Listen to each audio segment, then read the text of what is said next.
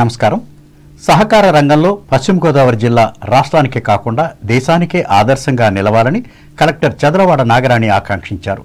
సహకార రంగానికి తలమానికంగా నిలిచిన కొమ్ముగూడెం సొసైటీని అందరూ స్ఫూర్తిగా తీసుకోవాలని సూచించారు. తాడేపల్లిగూడెం మండలంలో మంగళవారం ఆమె సుడిగాలి పర్యటన చేశారు. వివిధ గ్రామాలలో పలు కార్యక్రమాలలో పాల్గొన్నారు.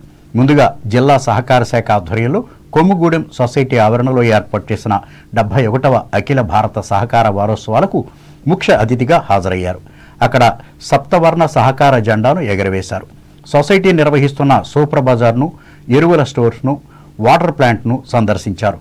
సంఘం కార్యకలాపాల గురించి సీఈఓ సిహెచ్ఎస్వి కృష్ణశర్మ కలెక్టర్కు వివరించారు. అనంతరం జరిగిన బహిరంగ సభలో రైతులను ఉద్దేశించి ఆమె మాట్లాడారు. అయితే 1956లో ప్రారంభమైన ఈ కొమ్మగూడెం సహకార సంఘం అనేక అభివృద్ధి కార్యక్రమాల్లో చేసుకుంటూ మల్టీపర్పస్ యాక్టివిటీస్లో చేసుకుంటూ ఉండడం కూడా చాలా సంతోషించదగ్గ విషయంగా నేను భావిస్తున్నాను. మన జిల్లాలో 122 packs and primary agriculture cooperative societies ఉన్నాయి. అయితే 122లో కూడా ఇదే స్థాయిలో కనుక యాక్టివిటీస్ జరిగి ఉంటే చాలా సంతోషంగా ఉండుండేది. ఈ కార్యక్రమంలో ఆర్డీఓ ఖలీద్ కౌసర్ ఖాను, జిల్లా సహకార అధికారి ఎం నాగరాజు, జిల్లా పంచాయతీ అధికారి P Aruna, Shri DWAMA PD CH Apparao, ఇంకా పలువురు జిల్లా, డివిజన్, మండల, గ్రామస్థాయి అధికారులు పాల్గొన్నారు. మాస్టర్స్ చెస్ అకాడమీ ఆధ్వర్యంలో ఏపీ స్టేట్ అండర్-13 open and girls chess championship పోటీలు తాడేపల్లిగూడెంలో మంగళవారం నుంచి ప్రారంభమయ్యాయి. పట్టణంలోని గున్నం వేణుగోపాల్ ఫంక్షన్ హాల్లో ఈ పోటీలకు వేదిక అయ్యింది. ఈ నెల 21వ తేదీ గురువారం వరకు 3 రోజుల పాటు రాష్ట్ర స్థాయి చదరంగం పోటీలు జరుగుతాయి. వివిధ జిల్లాల నుంచి 160 మంది బాలబాలికలు హాజరయ్యారు. మొత్తం 8 రౌండ్లలో నిర్వహిస్తారు. విజేతలకు నగదు ప్రోత్సాహకంతో పాటు మెమెంటోలు, సర్టిఫికెట్లను బహుకరిస్తారు. ఇక్కడ ఎంపికైన వారు త్వరలో జరిగే నేషనల్ సెలక్షన్స్కు వెళతారు. బీజేపీ నియోజకవర్గ ఇన్ఛార్జి ఈతకొట్ట తాతాజీ ముఖ్య అతిథిగా పాల్గొని పోటీలను ప్రారంభించారు.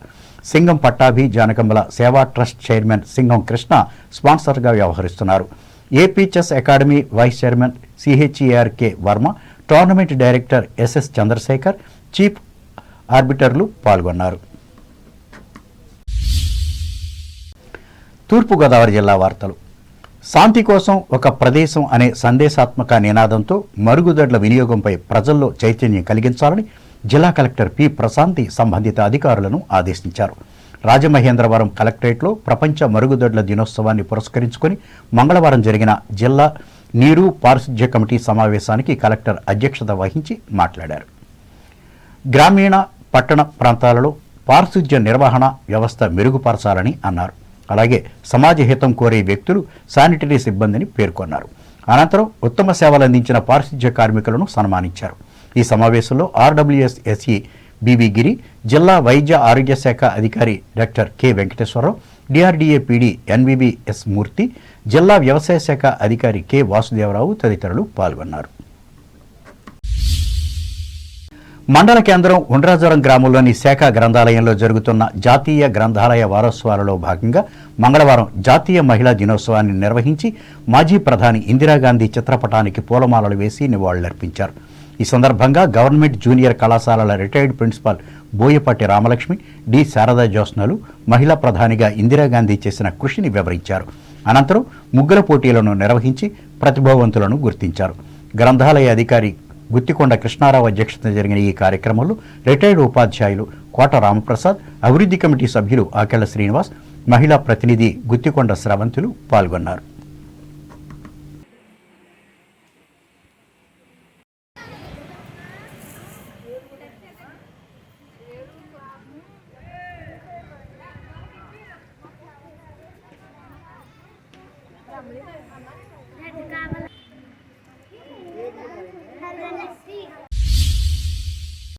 అంబేద్కర్ కోనసీమ జిల్లా వార్తలు.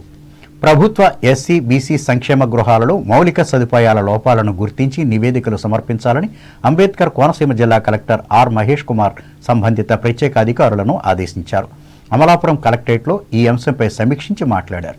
జిల్లాలోని 84 ఎస్సీ, బీసీ సంక్షేమ వసతి గృహాలు, రెసిడెన్షియల్ పాఠశాలలు, చైల్డ్ కేర్ సెంటర్లలో మౌలిక సదుపాయాలు, పారిశుధ్యం తదితర సమస్యలను గుర్తించడానికి ఒక్కొక్క వసతి గృహానికి ఓ ప్రత్యేక అధికారితో పాటు ఇంజనీర్ను నియమించామన్నారు.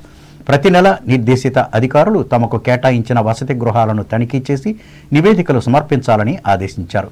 ఈ సమావేశంలో జిల్లా joint collector T Nishanthi, DRO V Madan Mohan Rao, జిల్లా స్థాయి అధికారులు, ప్రత్యేక అధికారులు, ఇంజనీర్లు పాల్గొన్నారు. డాక్టర్ బిఆర్ అంబేద్కర్ కోనసీమ జిల్లా ప్రాంతాన్ని పర్యాటకంగా కేరళ తరహాలో అభివృద్ధికి కృషి చేయాలని కొత్తపేట ఎమ్మెల్యే బండారు సత్యానందరావు మంగళవారం జరిగిన శాసనసభ సమావేశంలో శాసనసభ ఉపసభాపతి రఘురామకృష్ణరాజును, మంత్రి కందుల దుర్గేష్ను కోరారు. అలాగే దేవాలయాలను కూడా అభివృద్ధి చేయాలని విజ్ఞప్తి చేశారు.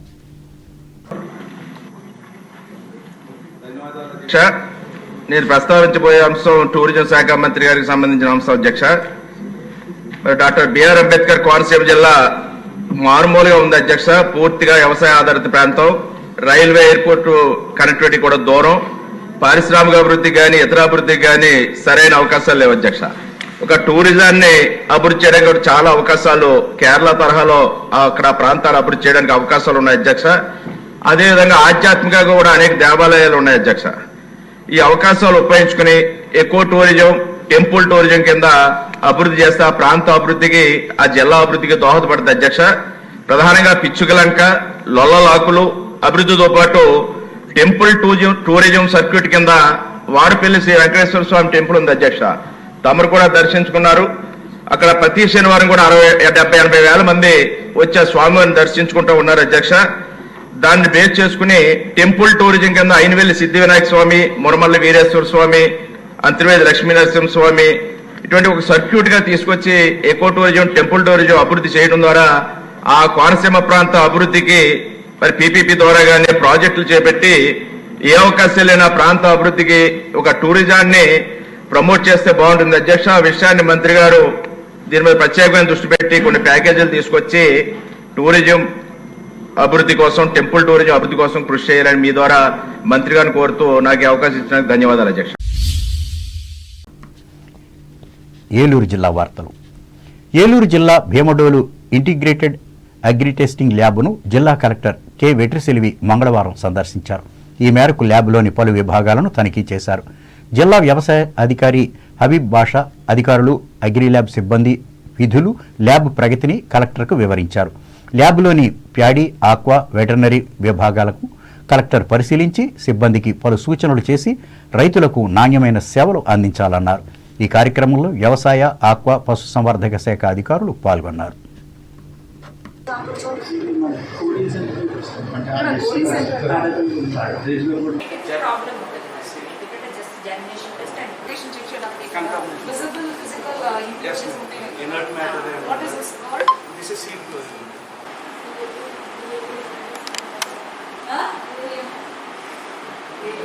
ఏం చేస్తారు? నైట్రోజన్ టెస్ట్ చేస్తాము. తర్వాత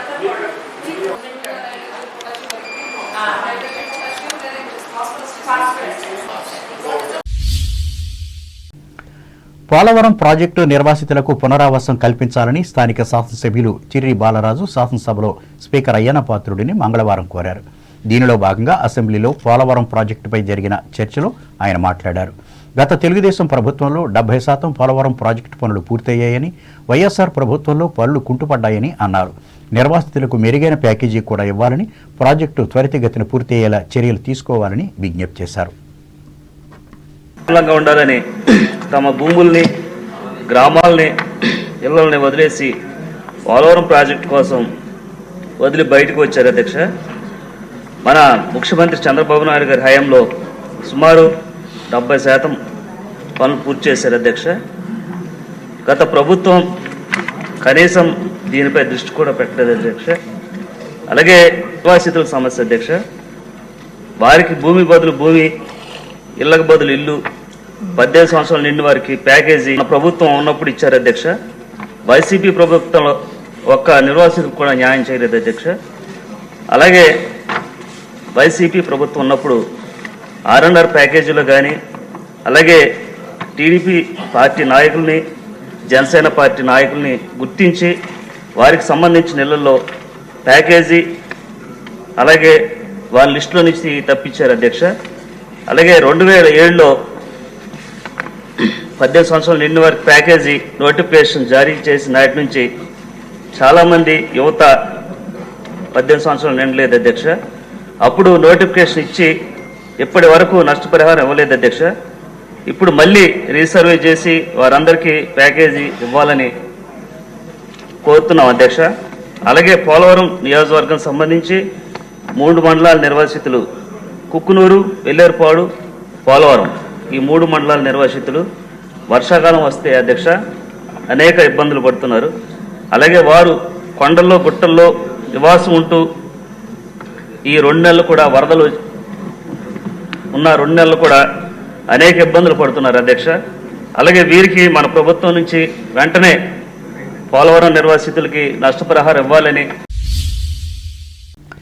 ఏలూరు జిల్లా ప్రముఖ పుణ్యక్షేత్రం జంగారెడ్డిగూడెం మద్ది ఆంజనేయ స్వామి వారిని మంగళవారం రాష్ట్ర గృహ నిర్మాణ పౌర సంబంధాల శాఖ మంత్రి కొలుసు పార్థసారథి దర్శించుకున్నారు.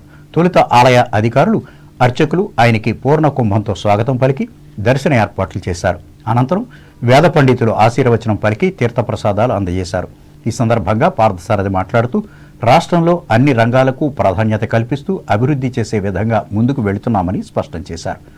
రైతులు పండించే అన్ని రకాల పంటలకు గిట్టుబాటు ధరలు కల్పించే విధంగా చర్యలు తీసుకుంటున్నామని చెప్పారు. సోషల్ మీడియాలో అసభ్యకరమైనటువంటి పోస్టులు పెట్టే వారిపై చర్యలు తీసుకుంటామని హెచ్చరించారు. దీనిలో భాగంగా పౌర సంబంధాల శాఖ ఆధ్వర్యంలో సోషల్ మీడియాపై విద్యార్థులకు అవగాహన కల్పిస్తామని అన్నారు. ఈ కార్యక్రమంలో మంత్రి వెంట మాజీ శాసనసభ్యులు గంటా మురళి, జిల్లా కోఆపరేటివ్ సెంట్రల్ బ్యాంక్ మాజీ చైర్మన్ కారాటం రాంబాబు, ఎన్డీఏ పార్టీల నాయకులు ఉన్నారు.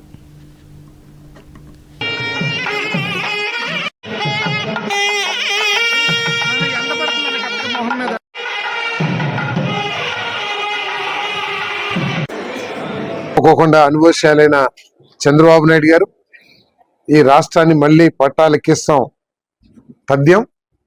మళ్ళీ మనం, ఎందుకంటే కష్టపడే మనస్తత్వం ఉన్న రైతాంగం ఉంది, బాగా చదువుకొని ప్రపంచం అంతా కూడా సాఫ్ట్వేర్ రంగాన్ని గుప్పెట్లో పెట్టుకున్న మన యువకులు ఉన్నారు. వీరందరి సహకారంతో ఈ రాష్ట్రాన్ని నెంబర్ 1 స్థానానికి తీసుకెళ్తారని చెప్పేసి మనం చేస్తాను.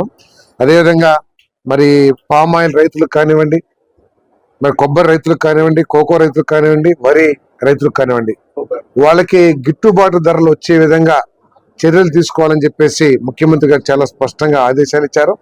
అందుకనే మరి ప్యాడీ ప్రొక్యూర్మెంట్ కూడా అనేక ప్రాంతాల్లో పిపిసి ప్యాడీ ప్రొక్యూర్మెంట్ సెంటర్స్ ప్రారంభించాం.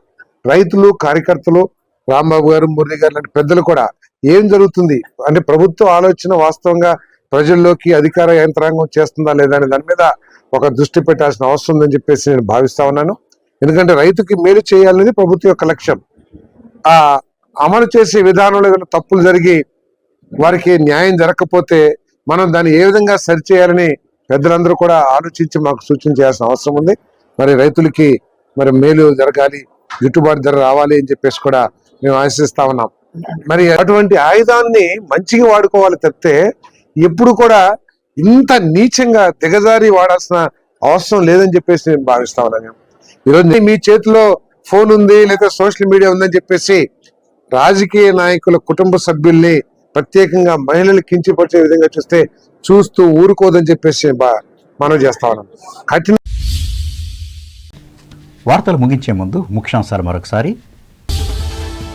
భీమవరంలో మాజీ ప్రధాని ఇందిరాగాంధీకి నివాళులర్పించిన నాయకులు, మిఠాయిలు పంచిపెట్టి రక్తదానం చేసిన కార్యకర్తలు.